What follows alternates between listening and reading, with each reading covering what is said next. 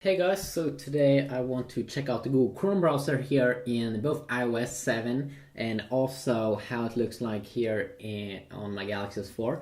So I'm just going to fire up the Google Chrome browser because you can actually download it from the App Store as well. So usually I do these videos, I compare Safari, which is Apple's default browser in iPhones, versus Google Chrome or Samsung's own TouchWiz browser. Now, just because I have the Google Play Edition installed on my Galaxy S4, of the software, I can't have the TouchWiz browsers. So I'm gonna compare these two browsers here a little bit in terms of the UI and how they work. So one thing, of course, you will notice first here is that you get more browsing experience, of course, here in Android, because it has a bigger screen. Or yes, oh my Galaxy S4 here. The UI is a little bit changed. Also, you can see that you have a back button here at the top, but you don't see the reload button. So you have to actually tap on this menu key here. Let's see here if you just tap on here. You have to tap on that little menu key to find the reload button. I'm not really sure why they hide that button, because it feels like a button that you use even more than the going back key. You don't have actually a forward key. And then of course you do have the kind of like the standard tab system here, which is amazing in a Google Chrome browser, that you can swipe any direction to remove a tab. Now in the new Safari browser you can only swipe one direction, so this is definitely nice. You can of course just add one more tab here, and of course the point with the whole Google Chrome browser is that you can sync your Google account.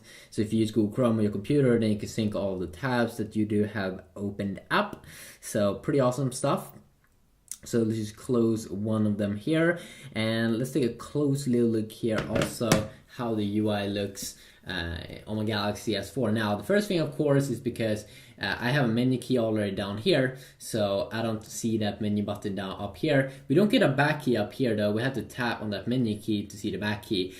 It may be a little bit weird here when you see that you have a lot of space here, so they could have just crammed in a back button. But then of course we have so many back buttons on the S4. I mean, we do have a back key over here, so it should definitely not be an issue here. You can't go back to the next page by swiping back like so, that you can with the Safari browser as well. You can also see here you don't have the menu key up here, just because I have it down here. I probably already said that, but you do have the reload button up there, which is definitely very useful, because that is a button that you probably will use a ton. And then the tab system here looks exactly the same here as it is doing here on the in the Apple world. And I mean, it's just a smooth here, opening up new tabs and stuff, and that of course is my thing. So let's close one of them here, and let's check out the performance over here. So I'm just gonna see here. So definitely one thing I've noticed is that you can see that definitely here. Okay, let's hold over the same kind of article over here. Let's hold and pinch to zoom. You can see that it definitely zooms in quicker on the Apple phone. Like, I have to stretch my fingers here so much, and I have to like do it one more time to get in really full close in. Now of course one of the reasons why this is happening is because of course the display, you have a high resolution, the display is bigger and all that, but I think they still could improve that. It feels like the touch, it just responds quicker when I want to zoom in. Like, I've already stretched my fingers a lot here, and it doesn't have zoomed in that much. It's a little bit annoying. They should definitely try to fix that. Just make it a little bit better there in terms of the touch experience. You can also see here on both browsers that the browser that it has the brightest display here definitely is the iPhone. This looks a little bit more white here, which definitely is something that a problem here with AMOLED screens, that they don't look super white. But they're definitely good displays overall. Let's see here what happens when we do a tap.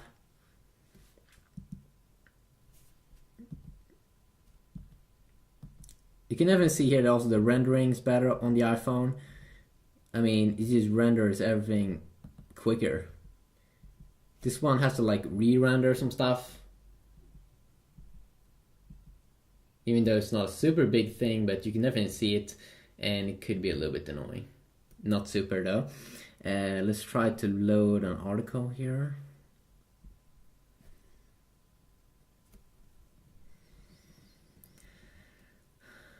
Okay, seems like, okay, there we go. It was quicker on the S4 when we loaded this up. Let's see here. And this also seems to be a little bit quicker here. Interesting. When I use Safari though, usually Safari is quicker here than the Chrome browser because Apple can control the software and the hardware experience with that browser. So it's probably used more optimized.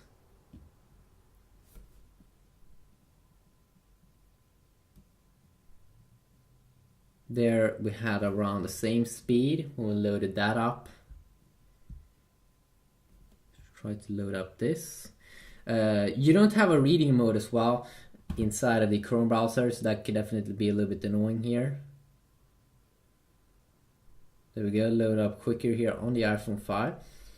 You don't have this reading mode where you can just tap on a button up here to go into reading mode when you are inside of an article. You don't have text free flow that the usually HTC phones has. A little bit annoying, definitely a little bit annoying because if you just want to read the text, yeah, it could be a little bit annoying.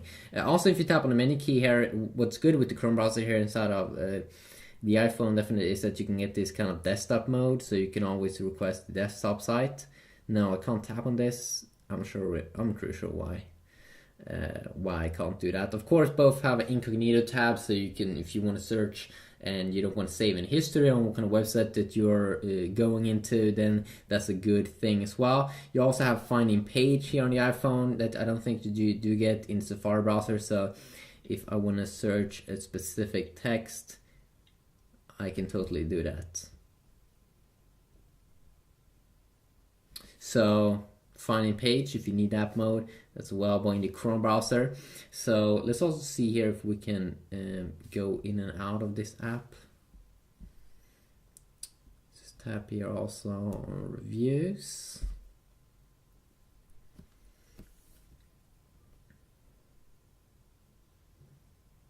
And around the same there. Let's go in and out of this. Of course, we don't see any major difference.